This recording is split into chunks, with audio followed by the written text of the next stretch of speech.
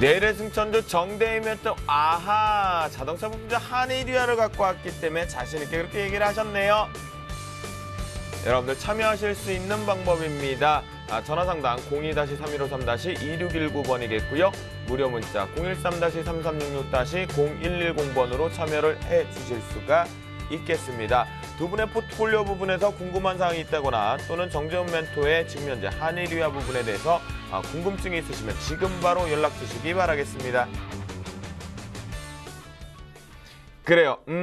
정재훈 멘토가 자동차 부품주 좋다라고 얘기를 하시더니 공개하겠습니다 했는데 한일유아를 공개를 하셨어요. 예. 한일유아 핵심적으로 한번 하나 둘씩 살펴볼까요? 예. 일단 한일유아 제가 준비한 자동차 부품주입니다. 제가 봤을 때는 자동차 부품 섹터 중에 제일 저평가돼 있다라고 좀 자신 있게 좀 말씀을 드리고 싶습니다. 그 부분들을 하나씩 파헤쳐 보도록 하겠는데요. 자, 우선 한일유아 화면을 좀 보면서 말씀을 드리도록 하겠습니다. 일단 현대자동차와 기아자동차 거의 뭐 다 들어가 있다라고 좀 보셔도 좋을 것 같고요. 그뿐만이 아니라 폭스바겐이나 포드, 닛산 이런 기업에 지금 현재 부품을 공급을 하고 있다라고 좀 보셔도 좋을 것 같습니다. 요즘에 일본차 잘 나가거든요. 닛산 일본차입니다. 여기에 부품 공급을 하고 있다라는 것 자체는 그만큼의 기술력을 가지고 있다라고 좀 보셔도 좋을 것 같습니다. 우선적으로 좀 봐야 될 부분들은요. 현대차의 미국 판매와 시장 점유율을 좀 보시면 잠깐 주춤하다가 다시 증가가 되는 모습들이 나타나고 있다는 부분들입니다. 우여곡절이 많았지만 환율에 대한 부분들의 모습들이 상당히 좀 걱정이 많았지만 다시 점유율, 그 다음에 판매는 증가를 하고 있다는 부분들이 포인트고요. 네. 현대차뿐만이 아니라 기아차도 마찬가지입니다. 시장 점유율과 판매, 대수와 점유율은 그 다음에 꾸준하게 좀 올라가고 있다는 부분들이 포인트입니다. 그만큼 지금 현재 현대 기아차가 해외 공장에 들어가 있는 부분들은 거의 다 한일유아가 같이 들어가 있다라고 좀 보셔도 좋을 것 같거든요. 이런 부분들을 놓고 봤을 때 한일유아 일단 관심 있게 봐야 된다라고 좀 말씀을 드리고 싶고요. 두 번째 포인트를 좀 보게 된다면 제가 중국 시장을 좀 유심히 좀 보고 있습니다. 근데 중국 시장 같은 경우를 보게 된다면 자동차 판매 부분들을 보게 된다면 현대기아차가 상당히 큰 폭의 성장을 기록하고 있다는 부분들입니다. 그러면 왜 중국 쪽 시장이냐 이 부분들은 좀 더 봐야 되겠는데요. 지금 현재 브릭스 쪽에 보게 되면 3월 자동차 판매가 있는데요. 지금 현재 이 현대차 그룹, 즉 현대기아차가 세계 시장 점유율 3위를 좀 차지하고 있다는 부분들입니다. 여기서 포인트를 보게 된다면 전년 대비해서 증가되는 그런 부분들을 살펴볼 수가 있는데요. 전년 동기 대비했을 때도 두 자릿수 이상 상승을 해주고 있다는 부분들에 포인트를 좀 맞출 필요가 있다라고 좀 보시고 싶고요. 네. 현대차에 대한 해외 공장에 대한 출하 실적들을 보시게 된다면 지금 현재 중국 쪽에서 상당히 좀 강하게 진행이 되고 있다라는 얘기입니다. 그 사이 미국이라든가 체코 이런 쪽에서도 충분히 출고가 호조가 보이고 있다라는 부분들 여기에 강점이고요.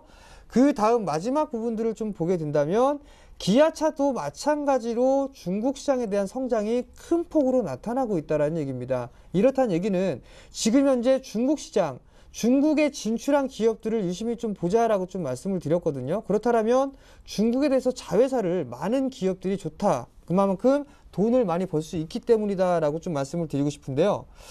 중국의 자회사 현황을 보시게 된다면요. 이게 지금 이제 화면에 보이는 중국의 자회사 현황인데요.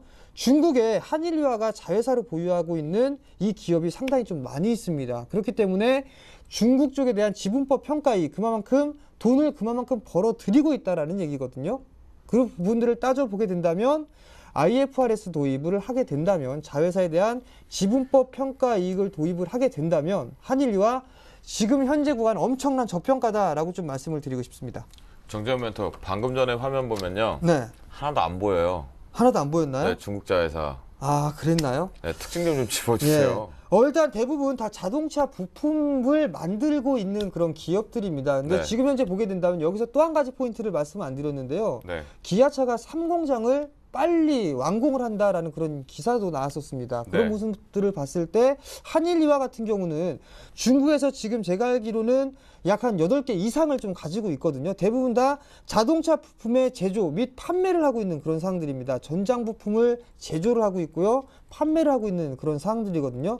이 부분들이 전부 다 현대차와 기아차에 공급이 된다라는 얘기예요. 그만큼 그렇다라면 현대차와 기아차가 그만큼 잘 나가게 된다면 그쪽에 부품을 공급을 하고 있는 한일유화도 그만큼 실적적인 측면에서는 부각을 받을 수밖에 없다라고 좀 말씀을 드리고 싶습니다. 그런데 사실 한일유화 같은 경우는 누구나 다 알고 있겠지만 시트 부분, 그다음에 도어 트림과 같이 이렇게 마진들이 크지 않은 부분에 대해서 매출 다각화 쪽으로만 가져가고 있거든요. 그러면 이미 지금 현재 완성차들의 1년 파이, 즉 현대기아차 그룹 같은 경우는 1년에 650만 대로 지금 정확하게 생산량을 정해놨어요. 거기서 더 이상 매출이 신장할 수 있는 부분들은 한계점이 있지 않나요? 자, 일단 내수적인 부분들을 따져볼 수밖에 없는데요. 내수는 일단 인건비라든가 이런 부분, 즉 마진이 그렇게 크게 남지 않는다라는 부분들입니다. 네. 그렇지만 지금 이 한일유화 같은 경우를 보게 된다면요, 중국 쪽에 대한 인건비 부분들이 아직까지는 많이 올라가고 있는 상황들이지만 어느 정도 일부는 더 남길 수 있다라는 부분들이에요. 그리고 또 하나는 네.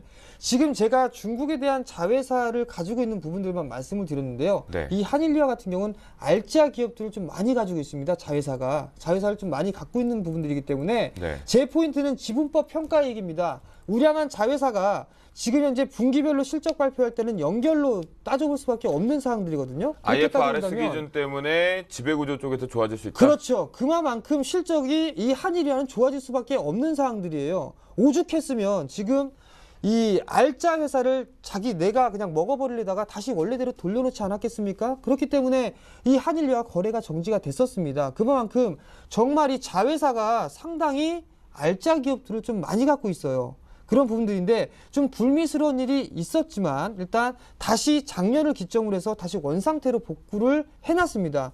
그러면 그 기업만큼도 자회사로 평가를 받아야 되거든요. 그러면 실적에 대한 증가는 눈을 붓고 뻔히 늘어날 수가 있는 부분들이에요. 그렇기 때문에 이 한일유화 상당히 올 한 해 동안은 유심히 좀 봐야 되는 기업이다라고 좀 말씀을 드리고 싶습니다. 그러면 결국은 자체적인 사업 구조 쪽에서 핵심 포인트, 마진율이 증가되는 부분보다는 IFRS 기준의 연결 회계 기준 쪽에서 자회사 모멘텀을 가지고 드라이브가 걸리면 지주사 성격적으로 간다라는 거겠죠?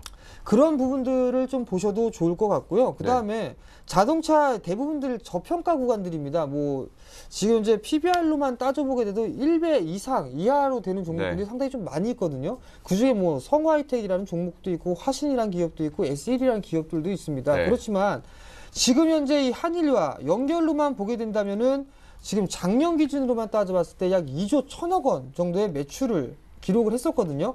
영업이익 같은 경우는 약 850억 정도의 영업이익을 좀 냈었습니다. 근데 이 부분들이 성우하이텍과는 비슷하다라고 좀 말씀을 좀 드리고 싶거든요. 반면에 지금 우량한 자회사 부분들을 따져보게 된다면 성우하이텍보다는 훨씬 더 낫다라는 부분들이에요. 그 부분들을 포인트로 좀 맞춰놓고 보게 된다면 이 한일유화는 지금 현재 주가 수준 상당히 좀 싸다라고 좀 말씀을 드리시고요. PBR 기준으로 따져봐도 0.7배가 안 되고 있는 그런 상황들이거든요. 그런 모습들로 봤을 때는 뭐 추가적인 상승 가능하다라고 좀 말씀드리고 싶고 중국에 대한 자동차 판매가 증가가 됐기 때문에 지금 한일유화 1분기 실적 상당히 좀 좋게 나올 것이다라고 저는 기대를 하고 있습니다. 네, 그렇군요. 1분기 실적까지 긍정적으로 나올 것이다라고 했는데요. 그러면 매매 포인트 차트를 통해서 좀 짚어주시죠. 예, 차트를 좀 보면서 말씀을 좀 드리도록 하겠습니다. 최근에 수급적인 흐름들을 좀 보시게 된다면 기관 쪽에서 꾸준하게 좀 매수가 유입이 되고 있는 그런 상황들입니다. 근데 연기금 쪽에서의 흐름들을 좀 보시게 된다면 상당히 공격적으로 좀 매수를 해주고 있는 상황들이에요. 이 단가가 12,000원대를 넘어서고 있다라는 부분들입니다. 근데 지금 3거래일 전에 약 포함을 해서 한 33,000주 정도의 매도 물량을 제외하고 나서는 꾸준하게 좀 매수를 해주고 있는 그런 상황들이거든요. 반대로 외국인 같은 경우는 매도가 일괄적으로 좀 나오고 있는 그런 모습들을 보이다가 이제 매도 규모가 상당 부분 줄어들었습니다. 그렇다는 얘기는 어느 정도의 매몰 소화를 했다라고 좀 보셔도 좋을 것 같습니다. 장기적인 흐름들을 좀 보시게 된다면 꾸준하게 우상향 추세는 유지를 하고 있다라는 얘기예요. 특히나 지금 기관 쪽에서는 최근 들어서 공격적으로 좀 매수를 해주고 있는 부분들. 그 다음에 외국인들 같은 경우는 주가에 대한 상승에 걸림돌 작용을 해왔었다라고 좀 보셔도 좋을 것 같거든요. 이제 거의 매도 부분들은 마무리가 됐다라고 좀 보셔도 좋을 것 같습니다. 기술적인 분석을 좀 보시겠는데요. 일단 월봉 차트를 좀 보도록 하겠습니다. 지금 현재 마찬가지로 정고점에 대한 매물 소화를 하고 있는 중이다라고 좀 보셔야 될 것 같아요. 지금 13,000원 정도가 상당히 큰 저항대다라고 좀 보셔도 좋을 것 같은데요. 그만큼 실적이 기대가 되고 있는 상황들을 본다면 일단 이 고점은 충분히 넘어설 수 있다라는 부분들의 포인트를 좀 맞추셔야 될 것 같습니다. 과거에 IFRS, 즉 자회사에 대한 실적이 반영되기 전이라도 2011년도에 대한 주가가 이만큼 상승을 했거든요. 이거 이상 가지 말라, 못 가라는 법이 없는 상황입니다. 그렇기 때문에 관심 있게 좀 봐야 된다라고 좀 말씀드리고 싶고요. 일봉 차트를 보게 된다면 꾸준하게 21선의 추세를 타면서 상승을 해주고 있는 그런 상황들입니다. 네네. 그렇기 때문에 일단 충분히 상승 추세를 유지할 것이다라고 좀 말씀드리고 싶고요. 네. 가격적인 전략을 좀 말씀드리도록 하겠는데 오늘 종가가 13,300원이었었습니다. 그렇기 때문에 일단 매수 포인트는 13,000원 정도 플러스 마이너스 3% 정도의 편입을 좀 하도록 하겠고요. 목표가는 뭐 18,000원 정도를 제시를 해드리도록 하겠습니다. 네, 그렇군요. 우리 정재훈 멘토의 네 번째 종목으로 한일 위아 포인트도 잡아봤고요. 그리고 다시 한번 회사의 기업 가치 부분도 체크해 본 것 같습니다. 그렇다면 다시 한번 내일의 승천주 매매 포인트 화면을 통해 정리하도록 하겠습니다. 내일의 승천주 정재훈 멘토의 한일위아입니다. 매수가 13,000원에 플러스 마이너스 3% 룰 적용을 해서 들어가겠고요. 목표가 18,000원, 손절가 11,500원을 제시해 주셨습니다. 포트폴리오 볼까요? 양손 모멘토의 포트폴리오 4종목 모두 다 보유 의견을 주시면서 잠시 뒤에 아까 리뷰 포인트 부분에서 강력하게 눌림 매수까지 가능하다라고 가격대까지 설명해 주셨습니다. 정재훈 멘토의 포트폴리오입니다. 3종목 모두 다 보유 의견 주시면서요. 한일위아를 내일 13,000원 부분에서 신규 편입 시도한다라고 말씀드려보도록 하겠습니다.